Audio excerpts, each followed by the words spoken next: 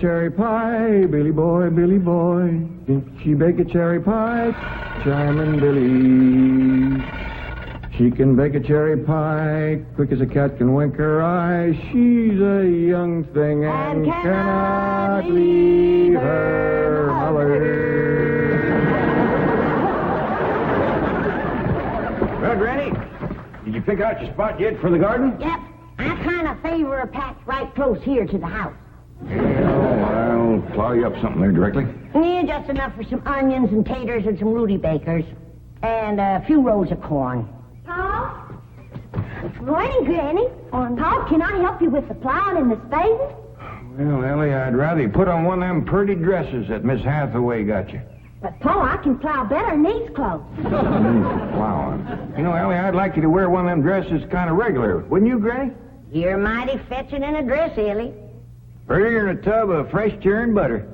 Paul, if I go to wearing them dresses, Jethro will make fun of me. I reckon he hadn't better. Now, you run along and put on something with skirts. All right, but he hadn't better make fun. He won't. You know, speaking of Jethro, I think he's got himself a sweetheart. The banker's secretary? That's right. They was out together last night. What'd they do? Well, I don't rightly know for sure, but it was something to do with bowls. All you do with bowls is eat. Well, I reckon that's what it was then. She said she was going to take him bowling. You know, Jed, I kind of like that Miss Hathaway. Yeah, I think she kind of likes us, too. Oh, those marvelous Clampetts. Those simple, rugged mountain people. The more I see of them, the more I am impressed. Yes, now Never have I observed such strength of body, mind, and character. Yes, now They stand like boulders in the pebble-strewn landscape of Beverly Hills. Like mighty oaks among bushes. Like quiet. Now, like I admire them, too. But those boulders need polishing, and we've got to put some city leaves on those oaks before my wife gets back from Boston. Incidentally, in any endeavor requiring physical strength, they are most exceptional. I took Jethro bowling last night. Here's the bill. $3,000. How many games did you bowl? Well, you see, what happened was this. I said to Jethro, Pick up that bowling ball, she says, and see can you knock over them pins down yonder. They's just sticks. Anyway, I snatches up that rascal, draws back, and lets her fly. Did you knock down them pins? Yeah, the pins, the pin boy, the end of the building, a brick wall, and a signboard down on Sunset Boulevard. I bet you Miss Jane didn't do that good. She didn't even try. She just looks at me and says, Jethro, you're strong as an ox and twice as handsome. Ain't no two ways about it, Granny. That city girl is sweet on this boy. I reckon so, the way she's bragging on his looks. You are handsomer than an ox. Thank you, Granny. Cousin Ellie, you're a city girl now. Do you think... You see there, Paul? I told you this would happen if I took to wearing these dresses. You call me that again, and I'll turn you every way but loose. Say nothing but city gal. Ellie May, Clampett! Get up from there or you're going across my knee. And Jethro, you're going across mine. What did I do that was so all-fired bad? In that dress, she looks just like a city gal. You did it again! I reckon we better go out there and see she don't hurt him.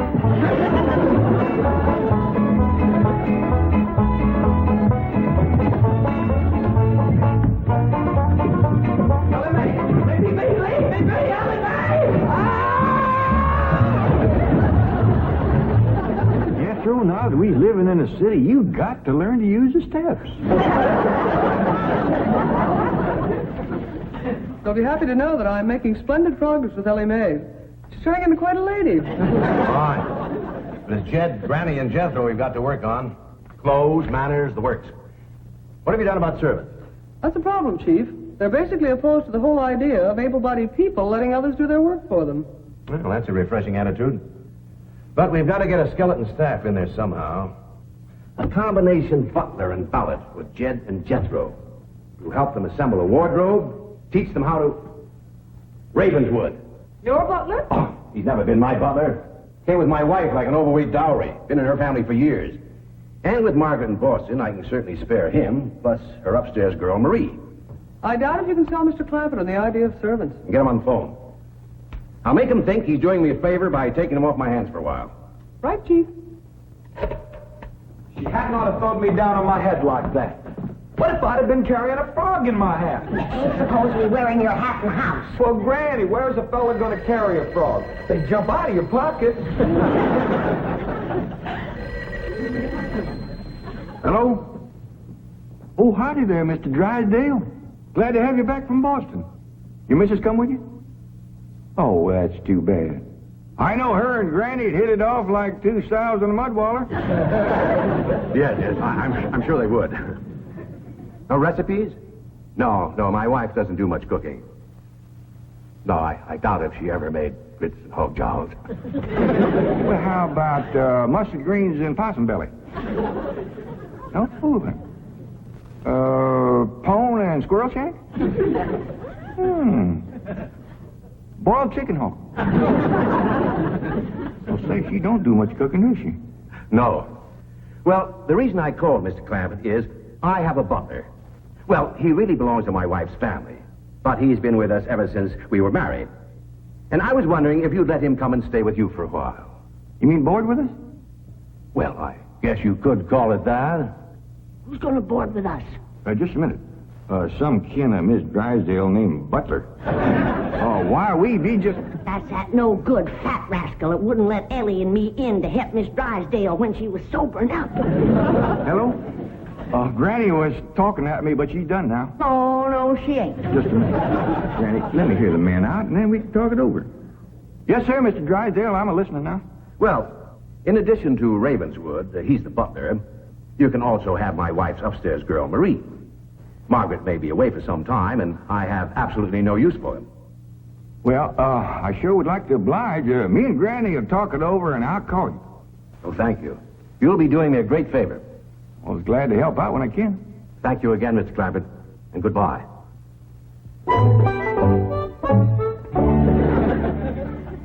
Is somebody coming to live with us, Uncle Jed? Maybe, Jethro, maybe. Why don't you go out and make up with your cousin Elly? Okay, Uncle Jed. All right, Jed. Let's have it. We going to board that butler fella? Well, Mr. Drysdale would take it mighty kindly if we did.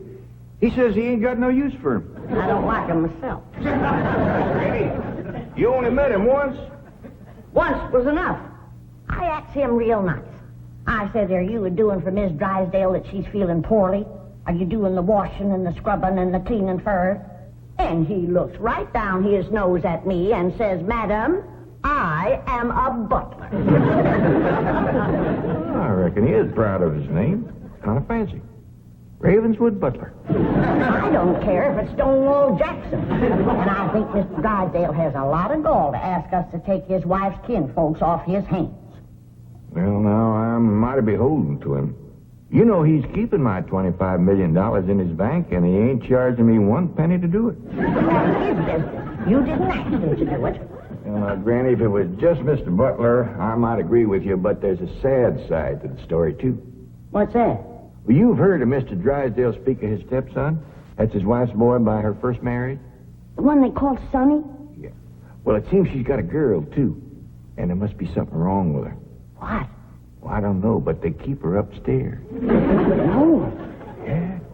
He spoke of her as my wife's upstairs girl. The poor thing. Her name's Marie, and he'd like us to take her and Mr. Butler. Doggone it, Jed. We got enough to do to take care of this big place without... He didn't say what was ailing her, huh? Well, no, but if you ask me, they ain't eating right over there. No. You know what Mr. Drysdale told me? What? His wife ain't never cooked grits and hog jowl. Ah, go on. That's a fact. Nor mustard greens and possum belly. Nor pone and squirrel shank. Nor even boiled chicken hog. Land of mercy. You can't hardly blame Mr. Butler for getting a mite cranky. Man don't eat right, he gets that way. Well, dear, I reckon it won't do no harm to take him in for a spell. Granny, for such a little woman, you got an awful big heart. Well, I feel sorry for the poor girl. But the first time that fancy pants Mr. Butler looks down his nose at me, I'm gonna chuck him in the cement pond.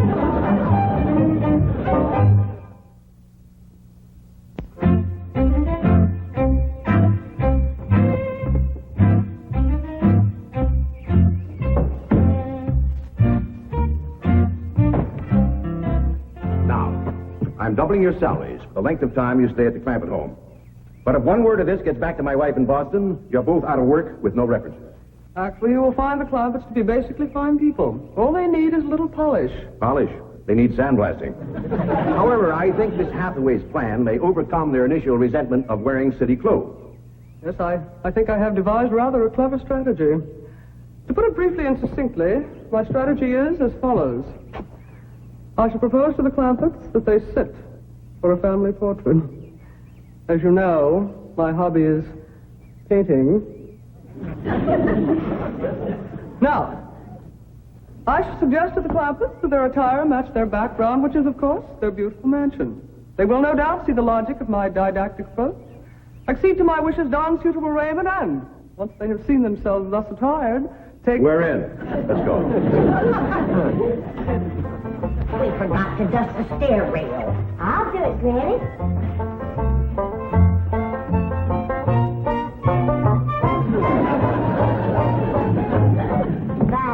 Wearing boys' clothes does come in handy sometimes. Hi, Ginger Granny. I think we got her all spick and span for the company.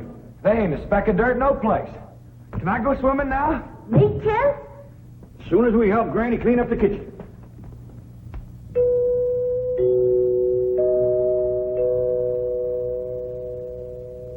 There goes that music again. Sure is.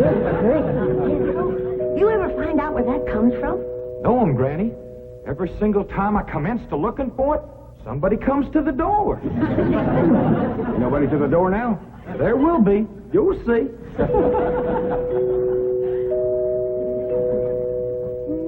Doggies, that's nice. I'll pitch in and see can we find it. You're wasting your time. I'm a-telling you. Before you can find it, somebody will come to the door. There, you see? Happens every time. I remember, Ravenswood. I'm counting on you. Don't fail me. You have my word, sir. I've been butler and valet since boyhood, as was my father before me and his father before him. And I've yet to meet the man or woman who posed a social problem too difficult for me to handle. That's the spirit. Howdy there. Remember me, Mr. Butler? No! Ravenswood, come back! You gave your word! Come back, you coward! Come back here! I'll cut off your fringe benefits! Raymond probably forgot something. He'll return shortly. Meanwhile, this is Mardi. This is Drysdale's upstairs girl. Mardi, Lady Clampett, Howdy. Jethro Bodine,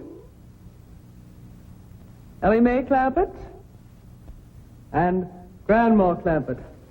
No, ma'am. I am a Moses. Pardon? Granny's related on my wife's side. They's the Moses family from Tennessee. Then your name is Granny Moses? Grandma Moses. That's right. There was a very famous Grandma Moses who painted primitives. I've whitewashed a few myself. I'll show Marie to her room. Listen, Marie, honey. Over here, you've got the run of the house. You don't have to hide upstairs. Ain't nothing wrong with that girl, but want some good cooking will cure her. She's half starved. Poor thing is so weak her knees keeps a buckling on her. She's kind of pretty, though, for a skinny girl. Just wait till she gets some mess of Granny's grits and hog gel. That'll fill her out. Till I'll get some of cooking. Guess that butler fellow will be coming back directly. Oh, and Granny, can we have some of that salted down possum belly that Ma sent us? Well, I reckon it is kind of a company meal. Granny, open up a jar of them pickled crow gizzards. Now, Jed, we don't want to spoil these folks. They might get to thinking we eat like that every day. Baby, will you do something nice for me? I sure, Pa. Will you go get into that pretty dress again? Oh, Pa, Jethro will make fun of me. No, I won't, Ellie May. Cross my heart. Why, That's my darling. Thank you. And then you be real nice to Marie. She's had a bad life. I'll be nice to her. She's pretty. Let's all be nice. Far. I wanted to go swimming. Now I gotta go put on an old dress. Cousin Ellie, you look awful pretty in a dress. Honest you do. Do I look pretty in that there city girl? You look prettier than that there city girl. That did it. Come on and fight.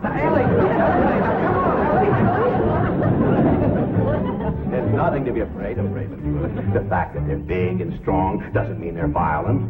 Elephants can be gentle. Now, Ravens, your appearances deceive you. Oh, really? Oh, I do admit on the surface they do seem a bit rough, even cruel. But I assure you underneath they are placid, kindly, and gentle. You'll see. You shouldn't have called me a city girl. Ellie May, leave me alone, please, Ellie May. City girl.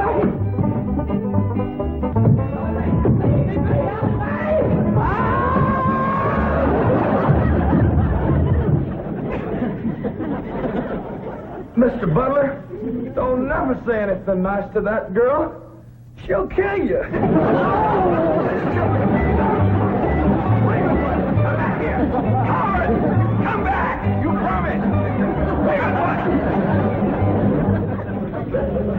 I pondered, Granny, when Mr. Drysdale said he didn't have no use for Mr. Butler, he sure wasn't fooling. I just seen him cut through the brush chasing him with a stick. If Mr. Butler gets sassy with me, I'll chase him with more than a stick.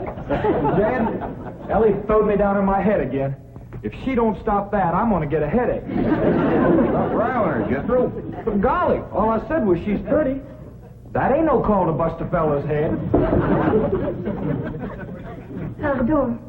Oh, howdy, Marie. Hi, Marie. Are you hungry, darling? No, madame. I'm whooping up something here that'll just set your mouth to watering. Put some strength in your limbs, too. Tell her what it is, Granny. A great big mess of grits and horse jowls. And salted down possum belly.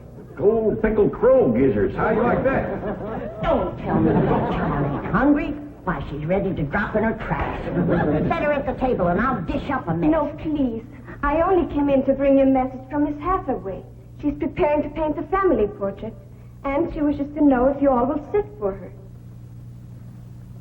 May I tell her that you will sit for her? Well, yeah, I reckon we'll do that. Merci.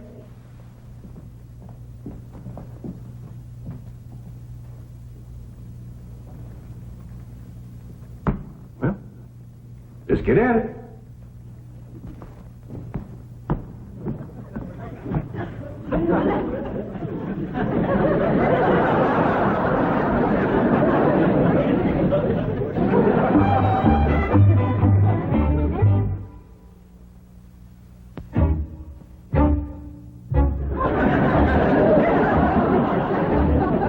It's all right to talk while we're sitting. Yeah, I reckon. I found out something about Marie. What? She's scared of Mr. Butler. How'd you know? I asked her to go swimming with me, and she says he wouldn't allow it. What business is it of his? That's what I said. And she says he's a butler, and I'm just an upstairs girl. And I got to do whatever he says. We'll see about this. Oh, dingies. Let's hit Mr. Drysdale, find him, and give him a whooping. I'll catch him, Granny. Well, Ellie, you go put a dress on like you promised. Uncle Jed, I'm going swimming. If I see him, I'll fetch him in. Don't go jumping in with your clothes on again. Well, I won't, Uncle Jed. Miss Hathaway, she gave me a present last night. She says it's something special for her to go swimming in. What'd she give you? Oh, pair of trunks. You go swimming in a cement pond. Boy, it's too big to go swimming in a trunk. In a pair of them. I got a feeling that Mr. Butler feller is going to be trouble. Yeah, we can handle him. Well, I still say that I think Mr. Drysdale has a lot of nerve to ask us to board his wife's relations. Maybe he's just fed up. Man can get awful tired of having his wife's kin underfoot all the time.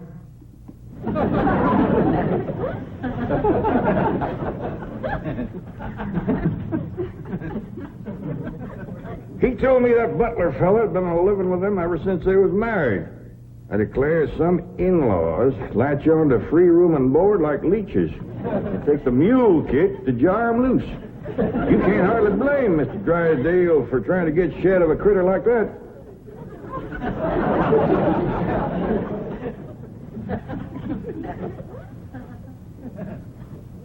Is that the way you feel? You bet it is. I'll see how fast I can get packed. I'll get out from underfoot just as quick as I can. No, Jeff. I know when I'm not wanted. It don't take no mule kick to get shed of me. Darnation, Granny, well, I wasn't talking about you. We couldn't get along without you. No, Jeff. I'm just a burdensome old woman. No good to nobody. Why don't you throw me down the well? Go ahead, pick me up, carry me out to the well, and throw me in. Stop talking like that. Uncle Dan! Uncle Dan! I caught him. Mr. Drysdale, he gave out, but I caught this fat little rascal. What do you mean? You gonna whip me, Granny? No, Jethro. I'm going to get thrown down the well. Why don't you throw us both down the well together? But it's no good leeching both. Mr. Butler, I'm sorry Jethro got mighty rough with you. He don't mean no harm. He's just an overgrown boy. Now, we'd all mighty pleasure to have you come and stay with us, and as long as you behave yourself, won't be no trouble. Oh, I'm Jed Clampett. Sir. This here's Granny. I reckon you and Jethro done met. Yes.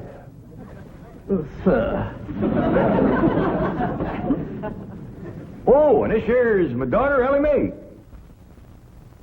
Enchantée, mademoiselle. Vous êtes très belle, très charmant, très ravissant. Don't you dare use them kind of words to a lady. What do you say, Granny? I ain't sure, but it sounded dirty. Your daughter was pretty and charming. Oh, you're so different from all the others. You're like a beautiful city girl.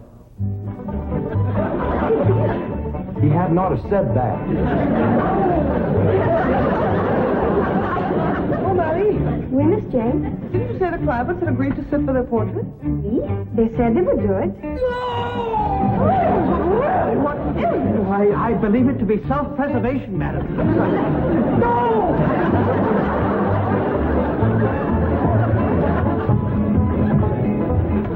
Don't take to the stairs, she'll catch you sure! Say now, let me go, now, really! No! Sounds like Elly got him. Afraid so. Could somebody please tell me what is transpiring? Dead! Ellie throwed him all right, but I caught him before he hit the floor. So here you are. Well, now, everything seems to be fine. You see, Ravenswood, didn't I tell you the Clampetts were kindly, gentle people? Yes, sir. Thank you, sir.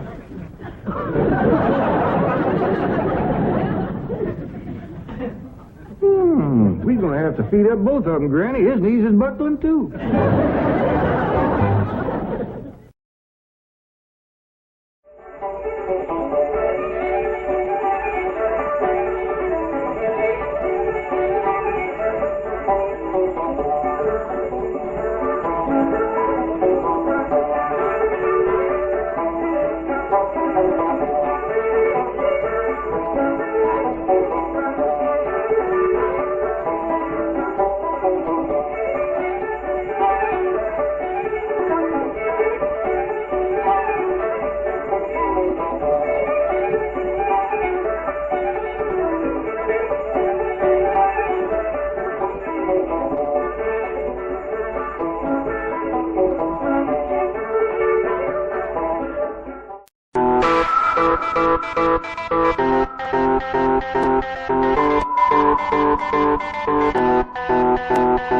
Thank you.